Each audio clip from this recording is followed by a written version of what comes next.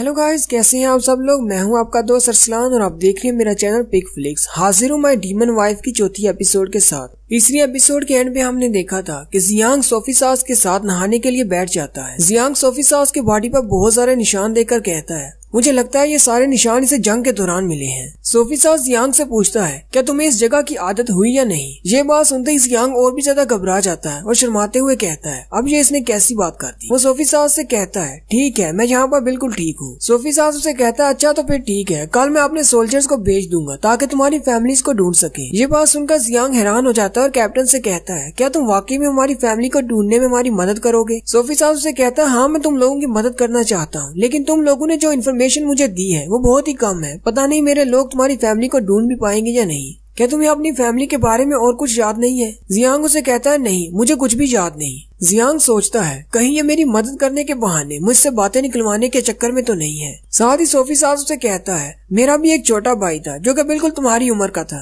12 साल पहले demon clan वाले उसे किडनैप करके ले गए थे। उसके बाद से मैंने उसे फिर नहीं देखा। उसका नाम सोफी सैक था। क्या तुमने डीमन ट्राइब में उसे कहीं पर देखा है। जियांग पहले तो ये सोचता है, इसको मैं क्या जवाब दूं। जियांग सोफी सास से कहता है, वहाँ पर बहुत सारे गुलाम थे, इसलिए मेरे लिए बहुत ज्यादा मुश्किल है कि हर एक को याद रख पाऊँ। हो सकता है तुम्हारा भाई वहाँ पर हो, लेकिन मैं नहीं जानता। सोफी सास उससे पूछता है, वैसे डीमंस एक इंसान के साथ क्या करते हैं जब वो उसे पकड़कर ले जाते हैं। जियांग उसे कहता है, डीमंस हमें बहुत ज्यादा पीटते हैं और हमसे काम करवाते हैं, लेकिन मैंने बाहर नहीं देखा क्योंकि मैं जब छोटा था मुझे तभी से किचन के अंदर ही रखा गया। जियांग सोचता है, शायद इसी वजह से ये हमारे साथ अच्छे से पेश आ रहा है ताकि इसे इसके भाई के बारे में कुछ इन्फॉर्मेशन मिल सके। सोफी सास जियांग से कहता है, मुझे उम्मीद है कि मेरा भाई अभी भी जिंदा होगा और हम दोनों एक दिन दोबारा मिलेंगे। जियांग उसका हौसला बढ़ाने के लिए उससे कहता है, चाहे हम लोग डीमंस के गुलाम ही क्यों ना हो, लेकिन वहाँ पर खाना बहुत ही अच्छा मिलता है। तुम्हारा भाई तो अब बड़ा हो चुका होगा और बहुत ज्यादा स्ट्रॉन्ग हो गया होगा। ये बात सुनकर सोफी सास जियांग से कहता है, मुझे उम्मीद है अब जबकि पीस ट्रीटी साइन हो चुका है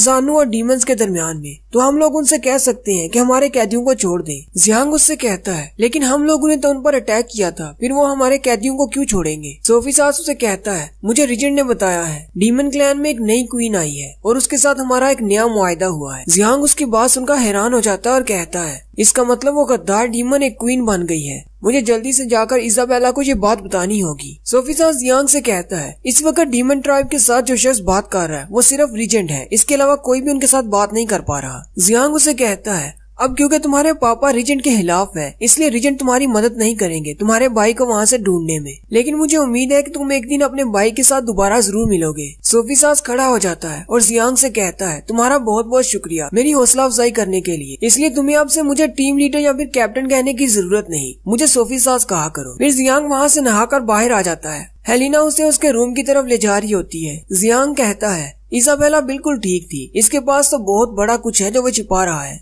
हेलेना जियांग को कहती है, ये आपका कमरा है, आप अंदर चले जाएं। जियांग हेलिना का शुक्रिया अदा करता है और अंदर चला जाता है। अंदर जाते हुए भी वो हेलिना को देख रहा होता है और शर्माते हुए कहता है, काश ये लड़की मेरी गर्लफ्रेंड बन जाए, ये तो बहुत ज्यादा क्यूट है। जियांग जैसे ही अंदर दाखिल होता है, इसाबेला कपड़े पहन रही होती है। जियांग की नाक से खून बहना शुरू हो जाता है और उसे कहता है, तुम मेरे रूम में क्या कर रही हो। इसाबेला आगे बढ़ती है और दरवाजे को बंद करते हुए उसे कहती है, तुम तो बिल्कुल बेवकूफ हो, मेरे असली नाम के साथ मुझे मत पुकारो, हम दोनों पर नजर रखी जा रही है। जियांग उसे कहता है, ऐसी बात नहीं है, अभी मैं कैप्टन के साथ बहुत ही अच्छी गुफ्तगू करके आया हूँ, मुझे तो नहीं लगा कि वो मुझसे कोई पूछताछ कर रहे थे। इसाबेला उसे कहती है, मैं उस मेड हेलिना के बारे में बात कर रही हूँ, तुमने नहीं देखा वो हम पर नजर रख रही है, क्योंकि हम दोनों डीमन ट्राइब के गुलाम हैं, इसलिए वो हम लोगों पर मुकम्मल तौर पर भरोसा नहीं कर सकते। जियांग इसाबेला से कहता है, लेकिन उन लोगों ने हम दोनों को एक ही कमरे में क्यों रखा है। क्वीन उसे कहती है, ये सारी तुम्हारी गलती है, तुम कैप्टन को बार बार कह रहे थे कि हम दोनों शादीशुदा हैं, इसी वजह से उन्होंने हमें एक ही कमरे में रखा है। जियांग उससे कहता है, तुम्हें क्या लगता है हेलिना हम दोनों को चेक कर रही है कि क्या हम दोनों वाकई में शादीशुदा हैं भी या नहीं। क्वीन उसे कहती है, हाँ बिल्कुल ऐसी ही बात है, अगर उन्हें पता चल गया कि हम लोगों ने उनसे जरा सा भी झूठ बोला है तो वो हमारी किसी भी बात पर यकीन नहीं करेंगे। और मुझे तो लगता है अभी भी दरवाजे के बाहर कोई हमारी बातें सुन रहा है। उसी वक्त दिखाते हैं कि दरवाजे के बाहर हेलिना कान लगाकर उनकी बातें सुन रही होती है। वो दोनों अपना ड्रामा शुरू करते हैं और अंदर से चीखना चिल्लाना शुरू कर देते हैं, जबकि हेलिना उनका यह शोर सुनकर शर्माते हुए वहाँ से चली जाती है। क्वीन जियांग से कहती है, मुझे लगता है हेलिना चली गई।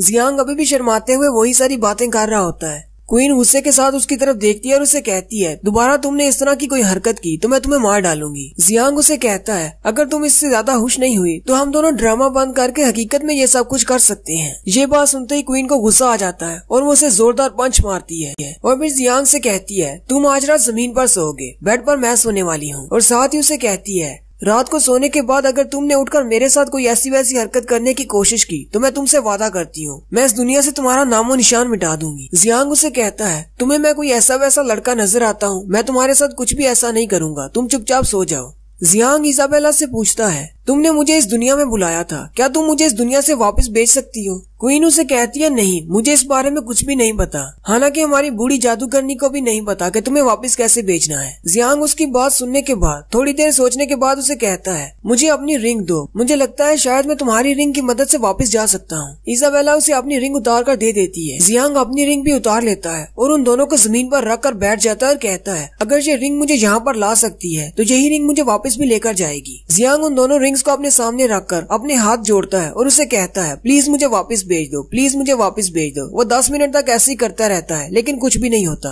फिर वो चिल्लाना शुरू कर देता है और कहता है, ये काम क्यों नहीं कर रहा, मुझे वापस जाना है। साथ ही वो क्वीन से पूछता है, कहीं तुम्हारी इस बूढ़ी जादूगरनी ने मुझ पर कोई श्राप तो नहीं दे दिया जब मैं यहाँ पर आया था? क्वीन उसे कहती है, जिस जादू से तुम्हें यहाँ पर बुलाया गया था वो बहुत ही पुराना है और हमारी जादूगरनी को भी वो पढ़ना नहीं आता। हमारे डीमन ट्राइब में कुछ बूढ़े लोग हैं जो उसे पढ़ सकते हैं। ये सुनकर जियांग और भी ज्यादा परेशान हो जाता है और कहता है, इसका मतलब मेरे घर जाने का रास्ता डीमन ट्राइब से होकर जाता है, क्योंकि अगर मुझे वापस घर जाना है तो मुझे डीमन ट्राइब जाना होगा और बूढ़े लोगों से जाकर उस मैजिक के बारे में पूछना होगा। जियांग उसे कहता है, अच्छा ठीक है, अपनी रिंग वापस ले लो। लेकिन क्वीन सो चुकी होती है। जियांग उसकी तरफ देखता है और कहता है, ये तो बहुत ज्यादा क्यूट है, वैसे तो ये बहुत ज्यादा गुस्से वाली है लेकिन सोते हुए बहुत ज्यादा प्यारी लग रही है। उसी वक्त दिखाते हैं सोफी सास अपने कमरे की खिड़की खोलकर खड़ा होता है। हेलिना उसके पास आती है। सोफी सास उसे कहता है, क्या तुम उन पर नजर रख रही थी? हेलिना उसे कहती है, जी मास्टर, मैं उन पर नजर रख रही थी क्योंकि वो डीमन ट्राइब से आए हैं, हम लोग उन पर भरोसा नहीं कर सकते। सोफी सास आगे बढ़ता है और उसकी कमर पर हाथ रखते हुए से कहता है, अगली बार मेरे पूछे बिना ऐसा कुछ भी मत करना।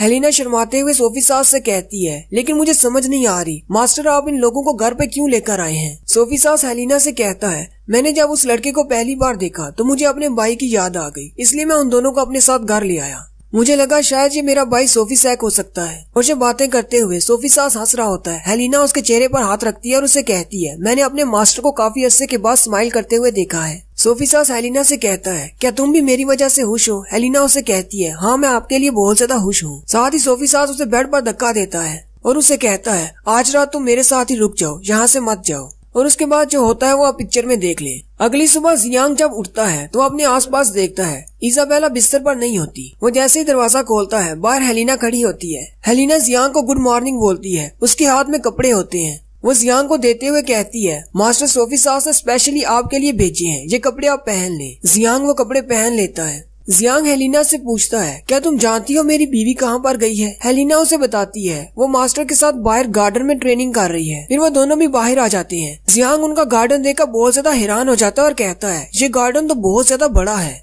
अगर हेलिना मेरे साथ ना होती तो मैं तो यहाँ पर रास्ता भूल जाता। वहीं पर उसे सामने सोफी सास नजर आता है जो कि तीरंदाजी कर रहा होता है। सोफी सास बड़े ही कमाल का तीरंदाज होता है, उसका हर तीर निशाने पर लग रहा होता है। जियांग ये देखकर बहुत ज्यादा खुश हो जाता है और सोफी सास से कहता है, तुम तो बहुत ही अच्छे तीरंदाज हो। सोफी सास जियांग से कहता है, क्या तुम ट्राई करना चाहोगे? जियांग उसे कहता है, नहीं, मैं तुम्हारी तरह इतना ज्यादा टैलेंटेड नहीं हूँ, मुझे तीरंदाजी नहीं आती। सोफी सास उसे कहता है, ऐसी बात है, लेकिन तुम्हारी बीवी तो बहुत ही ज्यादा टैलेंटेड है, वो देखो कैसे तीरंदाजी कर रही है। दूसरी तरफ दिखाते हैं तो क्वीन भी तीरंदाजी कर रही होती है और उसका निशाना भी बहुत ही अच्छा होता है। सोफी सास इसे देखकर बहुत ज्यादा खुश हो जाता है। जियांग कहता है, हालांकि इसके पास मैजिकल पावर्स नहीं है, लेकिन मुझे लगता है इसके स्किल्स अभी भी इसके पास हैं। उसी वक्त हेलिना आती है और उनसे कहती है, मास्टर ब्रेकफास्ट रेडी है। फिर वो तीनों जाकर खाने की टेबल पर बैठ जाते हैं। सोफी सास उनसे कहता है, तुम दोनों एक अरसे तक डीमंस के गुलाम रहे हो, क्या तुम्हें इस नई जिंदगी की आदत पड़ी या नहीं? जियांग हंसते हुए से कहता है, कोई बात नहीं, मुझे ऐसी जिंदगी जीने की आदत है। जियांग सोफी सास से कहता है, तुमने हमारी बहुत ज्यादा मदद की है, लेकिन अब हमें यहाँ से जाना होगा, हम तुम पर बोझ नहीं बन सकते। सोफी सास उनसे कहता है, ऐसा सोचने की जरूरत नहीं, अगर तुम दोनों चाहो तो यहाँ पर हमेशा के लिए रह सकते हो,